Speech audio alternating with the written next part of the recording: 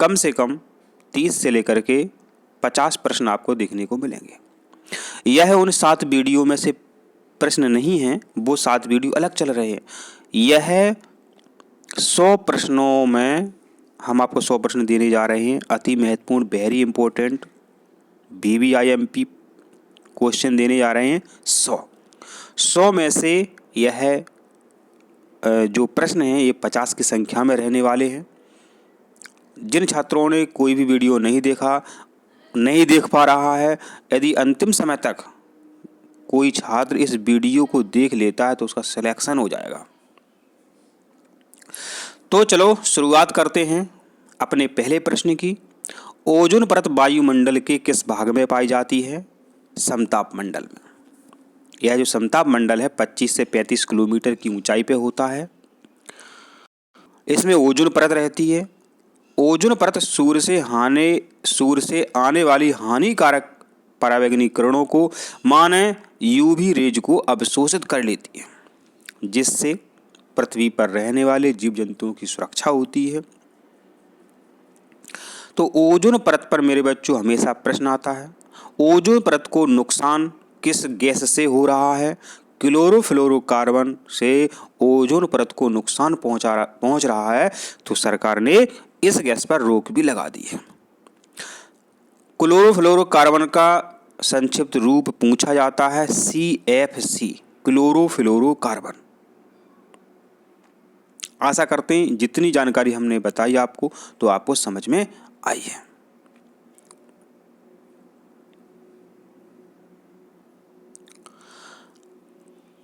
अगला प्रश्न देखिए, विश्व पर्यावरण दिवस कब मनाया जाता है? 5 जून को मनाया जाता है। विश्व पर्यावरण दिवस 5 जून को मनाया जाता है।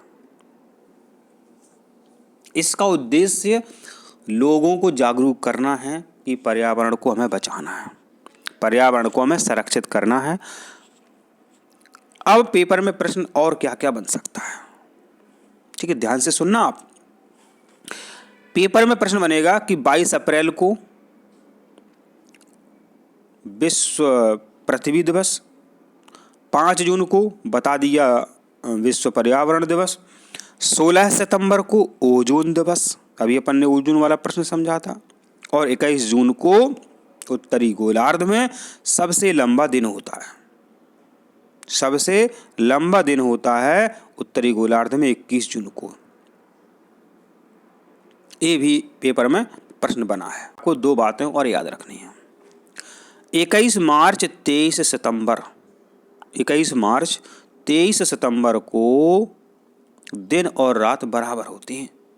21 मार्च 23 सितंबर को दिन और रात बराबर होते हैं। इस पर भी मेरे बच्चों कई बार प्रश्न आया है। आपको मेरे बच्चों सिर्फ 100 प्रश्न देखने हैं। हमारे 100 प्रश्न से 70 प्रश्न आपको पेपर में देखने को मिलेंगे।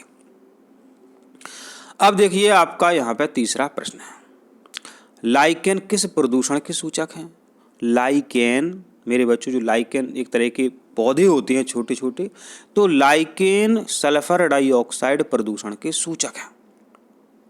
माने लाइकेन पौधा ये बता देता है कि इस जगह पर सल्फर डाइऑक्साइड का प्रदूषण हो रहा है।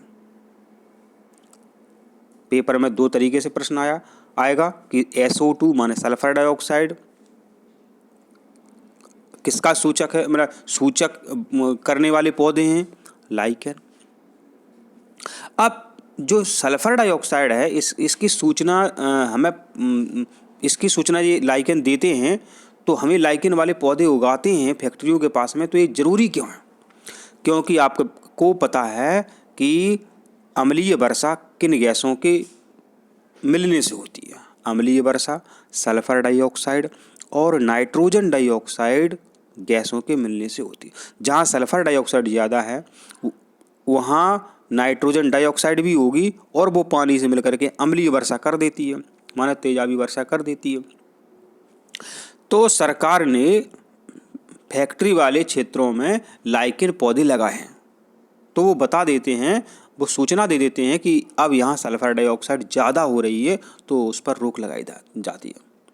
ठीक है, तो सल्फर डाइऑक्साइड जहाँ अधिक होती है वहाँ लाइकेन नहीं उगते हैं, माने वो लाइकेन के पौधे मरने लगते हैं। इसलिए इन्हें वायु प्रदूषण का जैव संकेतक माना जाता है। तो आशा करते हैं आपको यह प्रश्न भी बहुत अच्छे से समझ में आ गया है। अब देखिए अगला प्रश्न है कि वायुमंडल में कार्बन डाइऑक्साइड का प्रतिशत है 0.03%। तो जो इतनी कम मात्रा में कार्बन डाइऑक्साइड है मेरे बच्चों, इससे भी बहुत फायदा है और थोड़ी सी बढ़े तो बहुत नुकसान है।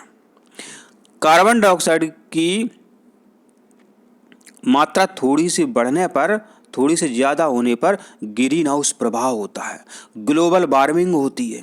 इससे पृथ्वी का तापमान ज़्यादा हो जाता है और जो पहाड़ों पर बर्फ जमी है वो पिघलने लगती है। जब बर्फ पिघलती है मेरे बच्चों, तो समुद्र के किनारे जो शहर हैं वो डूबने लगते हैं। तो आशा करते हैं आपको यह बात भी पता चल गई। अब मेरे बच्चों यहाँ प्रश्न कार्बन डाइऑक्साइड से और क्या बनता है कि कार्बन डाइऑक्साइड तो एक गैस है, आप सांस के द्वारा छोड़ रहे CO2। पेपर में प्रश्न यह बन सकता है कि शुष्क बर्फ किसे कहते हैं? तो ठोस कार्बन डाइऑक्साइड को शुष्क बर्फ कहते हैं। ठोस कार्बन डाइऑक्साइड को शुष्क बर्फ कहते हैं। इस पर भी मेरे बच्चों प्रश्न बनता है। देखिए अगला प्रश्न है, ग्रीन हाउस गैस कहते हैं CO2 को कहते हैं। शुष्क बर्फ किसे कहते हैं? ठोस CO2 को शुष्क बर्फ कहते हैं। ठोस CO2 को क्या कहते हैं? शुष्क बर्फ कहते हैं। ग्रीन हाउस गैस नहीं है। Very important. देखो का CO2 ग्रीन हाउस गैस है, CH4 ग्रीन हाउस गैस है, N2O नाइट्रस ऑक्साइड भी ग्रीन हाउस गैस है, लेकिन sulphur dioxide gas green house gas नहीं है। यह अम्लीय वर्षा को उत्पन्न करने वाली गैस है। अब मेरे बच्चों इसको याद कैसे रखें कि ग्रीन हाउस गैस कौन कौन सी होती हैं? तो एक बहुत अच्छी ट्रिक्स है, मीना का काजल। मी माने मीथेन, ना से नाइट्रस ऑक्साइड, काजल का से कार्बन डाइऑक्साइड और जल से जलवाष्प। तो हमने जो बोला आपको, यह सभी ग्रीन हाउस गैसें होती हैं जो आपको पेपर में छपी मिलेंगी। देखिए अगला प्रश्न मिल गया आपको, ओजोन परत को क्षय करने वाला पदार्थ है। ओजोन परत में छिद्र करने वाला पदार्थ है CFC माने क्लोरोफ्लोरोकार्बन। यह CFC जो है इस पर प्रतिबंध लगाया है मेरे बच्चों इसी कारण से। अम्ल वर्षा का मुख्य कारण क्या है? वायु प्रदूषण है। अब वायु प्रदूषण माने वायु में प्रदूषित गैसों का मिलना वायु प्रदूषण कहलाता है। कौन कौन सी गैसें मिल जाए? सल्फर डाइऑक्साइड है, नाइट्रोजन डाइऑक्साइड है। ये गैसें जब मिल जाती हैं तो वायु प्रदूषण उत्पन्न करती हैं और अम्लीय वर्षा होती है। अम्लीय वर्षा को रोकना क्यों जरूरी है? क्योंकि जो बड़ी बड़ी इमारतें हैं, मंदिर हैं संगमरमर के, तो उन पर जब अम्लीय बरसात होती है तो उनका क्षरण होता है, वो नष्ट होने लगती हैं। आगरा का जो ताजमहल है, यमुना नदी के किनारे जो आगरा का ताजमहल है, उसका क्षरण हो रहा है क्योंकि उस पर अम्लीय वर्षा गिर रही है। क्योंकि पास में जो मथुरा है, मथुरा में तेल शोधक, पेट्रोलियम शोधक कारखाने हैं, तो उनसे सल्फर डाइऑक्साइड गैस निकलती है। जब बरसात होती है तो वर्षा के पानी के साथ बरस करके वो ताजमहल पर गिर रही है, इसे नुकसान होता है। ऊर्जा का अंतिम स्रोत है सूर्य। तो सूर्य भगवान जी ऊर्जा देने वाले अंतिम स्रोत है, माने यह नवीकरणीय साधन है। यह हमेशा आपको ऊर्जा देते रहेंगे। सूर्य में जो ऊर्जा बन रही है वो नाभिकीय संलयन के कारण बन रही है। सूर्य एक तारा है और 8 ग्रह सूर्य के चारों ओर चक्कर लगाते रहते हैं।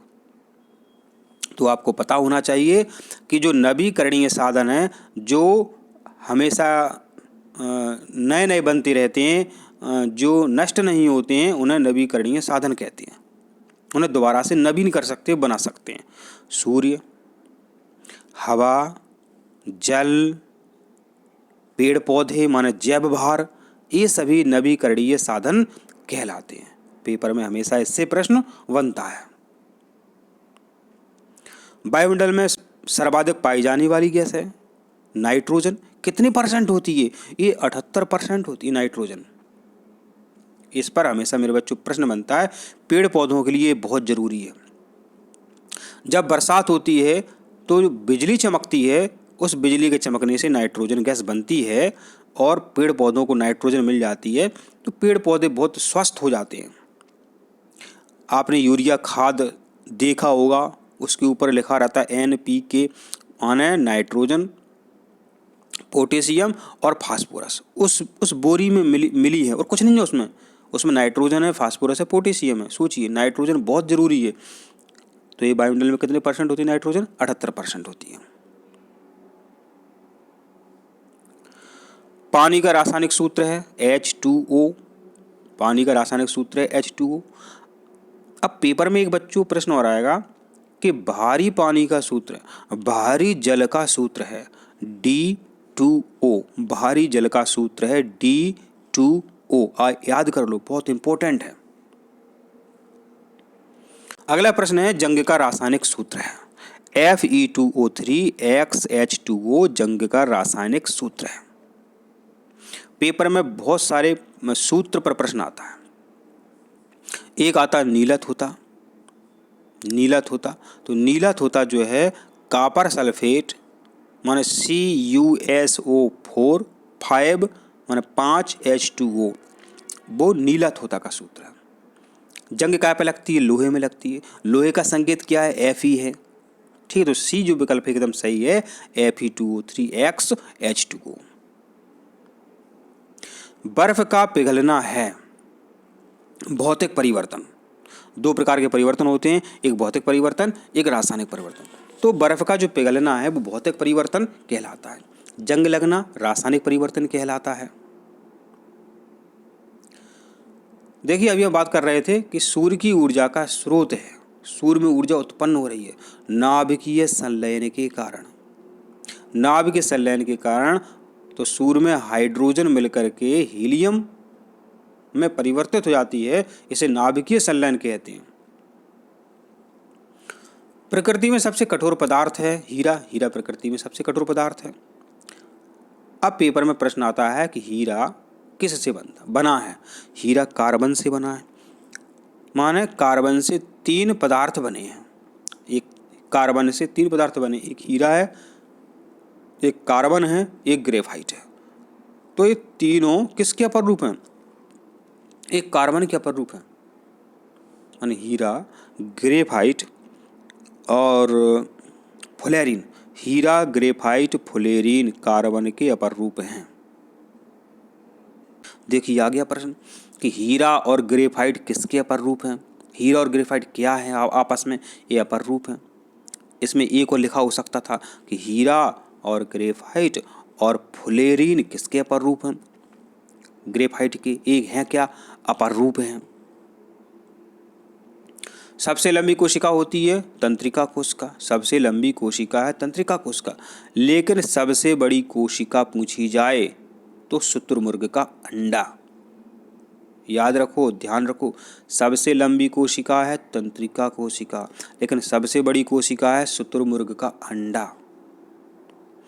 लैक्टोबैसिलस जीवाणु किस में पाया जाता है? दही में पाया जाता है। दही में लैक्टिक अम्ल होता है। पेपर में 3 प्रकार से प्रश्न आएगा। दही में अम्ल होता है लैक्टिक अम्ल। याद कैसे रहेगा? दही कौन बनाता है? दही बनाते हैं लैक्टोबैसिलस जीवाणु। तो लैक्टो से ही बना है लैक्टिक अम्ल। तो दही में पाया जाता है लैक्टिक अम्ल। दूध को दही में कौन बदलता है? लैक्टोबैसिलस। लैक्टोबैसिलस जीवाणु बदलता है। विद्युत धारा की इकाई है एम्पियर। विद्युत धारा की इकाई एम्पियर है, हमेशा प्रश्न आता है। तो विद्युत धारा की इकाई एम्पियर है और इसे अमीटर नामक मशीन से नापते हैं। अब पेपर में प्रश्न और कैसे आएगा। विद्युत विभव की इकाई है, विद्युत विभव की इकाई है वोल्ट, प्रतिरोध की इकाई है ओम, विद्युत विभव की इकाई वोल्ट, प्रतिरोध की इकाई ओम और विद्युत शक्ति की इकाई वाट। तो ये आपको आने चाहिए। अगला प्रश्न है ध्वनि तीव्रता की इकाई है, ध्वनि तीव्रता की इकाई है डेसिबल। माने ध्वनि तीव्रता माने शोर, ध्वनि ज़्यादा हो तो उसे शोर बोलते हैं। शोर की इकाई है डेसिबल। माने जब शोर माने आवाज़ 120, शोर जब 120 डीबी से ज़्यादा हो जाता है या 120 डीबी हो जाता है तो उसे शोर कहते हैं। ठीक है, ध्वनि को किस में नापते हैं, डेसिबल में नापते हैं। कितने डीबी की आवाज़ शोर कहलाती है, 120 डीबी की आवाज़ शोर कहलाती है। 120 डीबी के ऊपर यदि आवाज़ बढ़ती है तो कानों के पर्दे फट सकते हैं, आदमी पागल हो सकता है, हार्ट अटैक हो सकता है। तो आशा करते हैं आपको यह जानकारी समझ में आई है।